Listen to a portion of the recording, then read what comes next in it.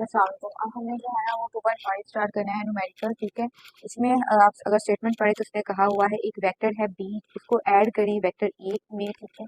एक वेक्टर हमारे पास ए में, उसको बी को जो है ना वो ऐड करना है, और हमारे पास जो उसका रिजल्ट आता है वो 6i प्लस जे, ठीक है, ये आता है। और उसने दूसरा कहा है अगर बी को सब्ट्रैक्ट कर दें ए से, अगर ए में से बी को सब्ट्रैक्ट करें तो उसके रिजल्ट में हमारे पास -4i प्लस 7j आती है, ठीक है। अब हमने इसकी मैग्नीट्यूड फाइंड करके देनी है वेक्टर ए की, यानी ए वेक्टर की हमने जो है ना वो मैग्नीट्यूड फाइंड करनी है। क्या करेंगे, हमारे पास ये इक्वेशन 1 है, ठीक है, और ये हमारे पास जो है ना वो ये हमारे पास इक्वेशन 2 है, ठीक है। इन दोनों को इक्वेशन 1 और इक्वेशन 2 को अगर ऐड करते नहीं, देखो ऐड करने से ये बी और बी कैंसिल हो जाएगा तो हमारे पास ए की वैल्यू आ जाएगी। आप कहेंगे equation 1 and 2 by adding, add करने से हमारे पास ये ए प्लस बी और प्लस ए वेक्टर माइनस बी, इसी तरह आपके पास ये भी ऐड हो जाएंगे, ठीक है। 6i प्लस जे, ये प्लस माइनस माइनस ही रहेगा हमारे पास, और ये प्लस 7j हो जाएगा, ठीक है। अब ये आपके पास कैंसिल होगी वैल्यू, यहाँ पे आपके पास आ जाता है 2e वेक्टर, और ये 6 में से अगर आप 4 को निकालें तो हमारे पास 2i आता है, और j में से 7 को ऐड करें तो 1 में से 7 को ऐड करें तो 8j आता है, ठीक है। अब a आपके पास, क्योंकि हमें तो a की मैग्नीट्यूड चाहिए ना वेक्टर a की, तो 2 वहाँ पे जाके यहाँ मल्टीप्लाई हो रहा है, दूसरी साइड पे जाके डिवाइड हो जाएगा। 2 जब इससे डिवाइड होगा 2 1 जा 1i, और 2 4 जा 8 होता है, ठीक है। तो ये हमारे पास आ गया। अब हमें इसे क्या फाइंड करनी है, मैग्नीट्यूड फाइंड करनी है। मैग्नीट्यूड का क्या फार्मूला होता है, ये हमारे पास है, इसमें हमारे पास जो एक्स का स्क्वायर, एक्स के कंपोनेंट आ रहे हैं उसका स्क्वायर और वाई का स्क्वायर, ठीक है। एक्स में हमारे पास आ रही है 1, ठीक है, ये 1 का स्क्वायर हो जाएगा और प्लस 4 का स्क्वायर हो जाएगा, और 1 ऐसे आ जाएगा, प्लस 4 4 16 होते हैं, तो ये अब हमारे पास 17 आ जाएगा। हमने चूंकि इसको इसमें अगर आप आंसर देना चाहें इसको तो आप कन्वर्ट करके भी लिख सकते हैं, तो क्योंकि बुक वालों ने ऐसे ही लिखा है तो हम इसको ऐसे ही लिख लेंगे। इतने ही यूनिट्स आपके पास जो आंसर आ गए, ठीक है। अब हम 2.6 की तरफ मूव करते हैं। 2.6 को अगर देखें तो उसमें हमारे पास एक ए है और बी है। ए वेक्टर जो है वो हमारे पास उन्होंने दिया हुआ है 2i प्लस 3j, ठीक है, और जो बी है वो हमारे पास उन्होंने दिया हुआ है 3i minus 4j, 3i minus 4j। इसमें से हमने क्या फाइंड करना है, कह रहा है कि इसकी मैग्नीट्यूड फाइंड करो और एंगल फाइंड करने हैं। दो चीजें इसमें फाइंड करने वाली हैं, एक तो हमने इसकी मैग्नीट्यूड फाइंड करनी है, ठीक है, और दूसरा हमने एंगल फाइंड करना है, जो कि हम 2.3 में पहले करके आए हैं, ठीक है, 4 में। तो पहले उसने हमारे पास दो चीजें दी हैं, एक ए दिया है एक बी दिया है। ए में वो कह रहा है कि सी प्लस सी इक्वल है ए प्लस बी, ये हमने फाइंड करना है, ठीक है। सी की हमने मैग्नीट्यूड फाइंड करनी है और सी का ही एंगल फाइंड करना है। सी में अब हम जो है ना वो ऐड करवाते हैं ए और बी को, तो ए की वैल्यू को यहाँ पे पुट कर देते हैं 2i plus 3j plus 3i minus 4j। ये आपके पास हो जाएगा 2i में 3 को करें तो ये 5i, और 3 में से 4 को निकालें तो -1j। अब इसकी हमने मैग्नीट्यूड फाइंड करनी है इसकी, तो ये हमारे पास मैग्नीट्यूड ऐसे निकलती है, 5 का स्क्वायर कर लेंगे प्लस -1 का स्क्वायर हो जाएगा, ठीक है। यहाँ पे हमारे पास 5 आ गया 25 हो जाएगा, और ये +1 हो जाएगा, यहाँ पे इसकी वैल्यू आ जाएगी 26। अब सी की जो सी वेक्टर की जो मैग्नीट्यूड निकली है वो लिखी है 26, उसको उसने जो है ना उसने कन्वर्ट करके 5.09, ये इसका आंसर है, ठीक है। अब हमें इसका एंगल भी फाइंड करना है, तो एंगल के लिए हम क्या करेंगे, पहले हम पाई को निकालेंगे फिर हम उसमें ऐड करेंगे। जो ये निकला है आपके पास, इसको हम इसको ऐसे ही रखते हैं, ठीक है। पाई निकालेंगे tan inverse y over x, इन्होंने पाई हमें निकालना है, ठीक है। tan इनवर्स y की हमारे पास वैल्यू है 1 और x की हमारे पास है ना 5 लीजिए। इसको हम 1/5 को अगर आप डिवाइड करवा के tan इनवर्स उसका लें तो 11 हमारे पास यहाँ पे आंसर आता है। अब हमने जो है थीटा निकालना है, तो थीटा के लिए हम क्या करते होते हैं, हमने ऐड करना होता है एंगल, इस चीज़ को या तो ऐड करना है या सब्ट्रैक्ट करना है। अब ये जो है आपके पास पॉजिटिव और ये y आपके पास नेगेटिव है। आपके पास 4 क्वाड्रेंट जो होते हैं उसमें यहाँ पे तो सारे पॉजिटिव होते हैं, ठीक है। यहाँ पे आपके पास x जो है वो नेगेटिव और y पॉजिटिव, यहाँ पे दोनों ही नेगेटिव होते हैं। और ये जो है ना उसमें आपके पास y पॉजिटिव है, ठीक है, y हमारे पास पॉजिटिव है और जो x पॉजिटिव है, लेकिन y जो है वो नेगेटिव, वो हमारे पास फोर्थ ये क्वाड्रेंट बन रहा है, ठीक है। अब चूंकि ये फोर्थ बन रहा है तो हमारा एंगल यहाँ से स्टार्ट होता है, यहाँ से 180, 270 और ये 360, ठीक है। ये हमारे पास 360 पूरा हो जाता है, लेकिन हमने चूंकि इसकी डायरेक्शन फाइंड करनी है तो हम ये पूरे इस फोर क्वाड्रेंट में से कहीं पे वो लाई कर रहा होगा, तो अगर तो वो पूरा 360 पे तो नहीं होगा ना, तो पूरा एंगल कंप्लीट हो जाएगा। तो हमें हमारे पास जो फाई निकला है इसको हमने 360 में से निकाल देंगे, ठीक है। तो हमारे पास थीटा की वैल्यू आ जाएगी, माइनस कर देंगे 11 को, यहाँ पे 360 में से अगर आप 11 को निकालें तो आपके पास आता है 349 आंसर, ठीक है। तो आपके पास सी की जो मैग्नीट्यूड वो 5.09 आ गई है और जो डायरेक्शन है वो 349 आ गई है, ठीक है। अब अगला जो इसमें बी पार्ट दिया है उसको सोल्व करते हैं। तो हमने जो है ना वो बी फाइंड जो हमें दिया हुआ है डी इक्वल है 3a माइनस 2b के, यहाँ पे हमने डी की मैग्नीट्यूड और एंगल वैसे फाइंड करने, ठीक है। 3 में a की रखी है हमारे पास 2i दिया हुआ है प्लस 3j माइनस 2b करना है 3i माइनस 4j है, ठीक है।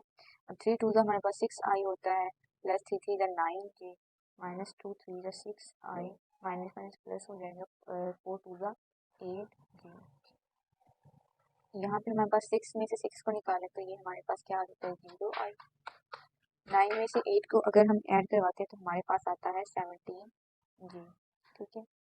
अब इसकी मैग्नीट्यूड हम फाइंड कर लेते हैं, तो 0 x की हमारे पास 0 का स्क्वायर आ जाएगा प्लस 17 का स्क्वायर हो जाएगा, ठीक है।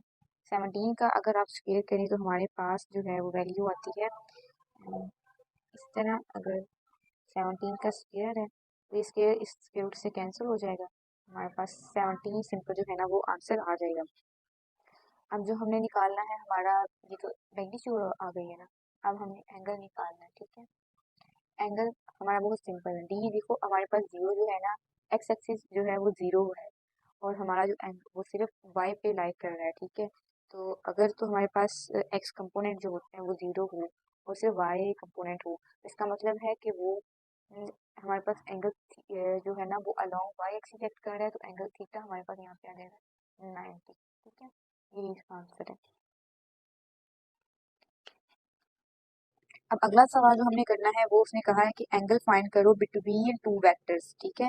दो वेक्टर हमें दिए हुए हैं, एक आई दिया हुआ है 5i प्लस जे, और हमारे पास में दूसरी जो चीज दी हुई है वो बी वेक्टर दिया हुआ है 2i प्लस 4j।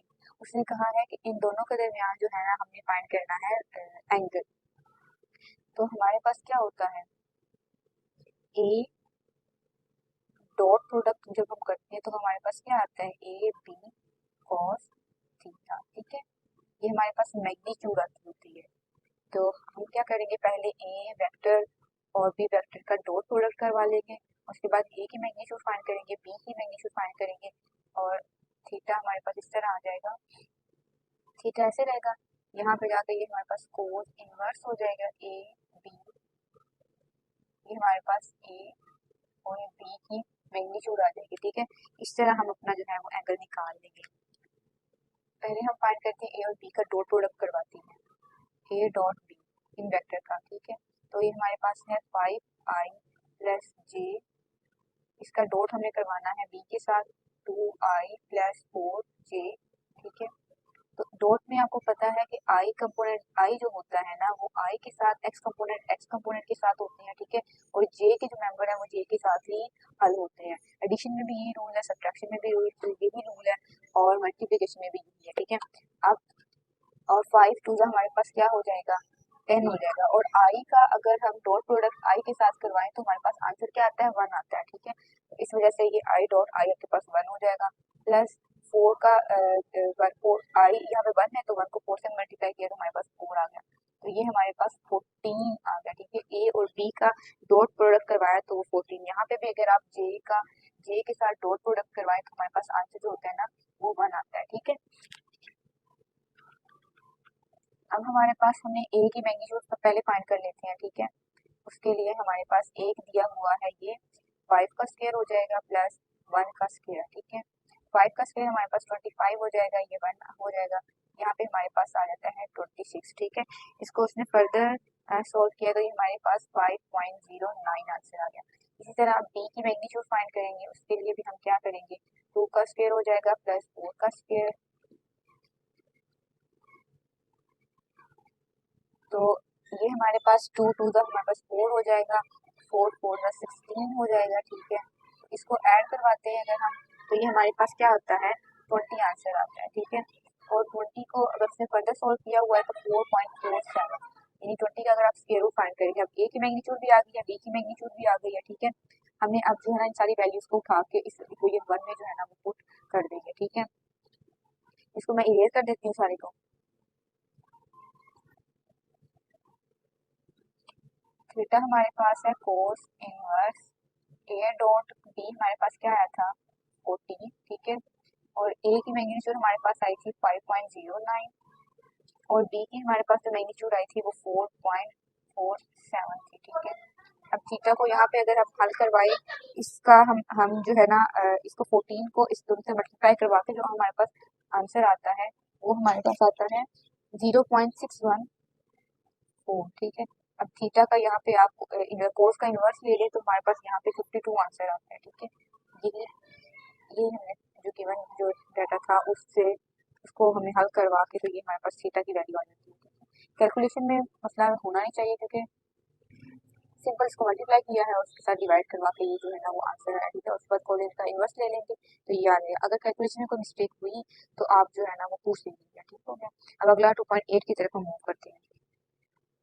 2.8 में उसने कहा हुआ है फाइंड करें वर्क डन। वर्क का फार्मूला क्या होता है एफ डॉट डी।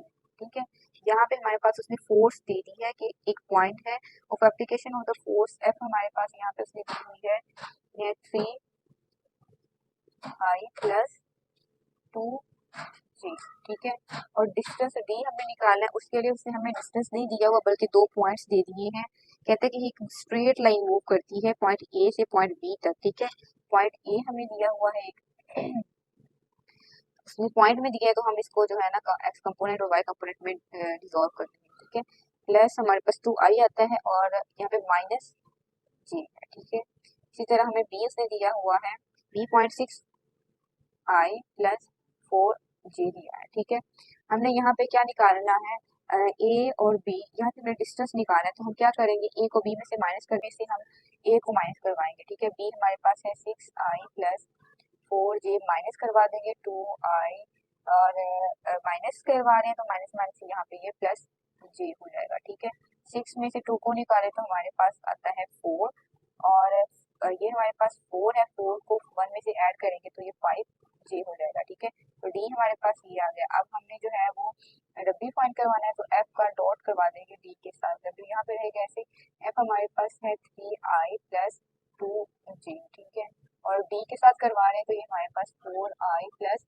5j हो जाएगा। ठीक है, यहाँ पे 3 का 4 के साथ करेंगे तो ये 12 हो जाएगा और 2 5 हमारे पास 10 हो जाएगा। i का जो है वो i के साथ करवाएं तो डॉट प्रोडक्ट होता है ना हमेशा 1 होता है, इसी तरह j का भी हो जाएगा।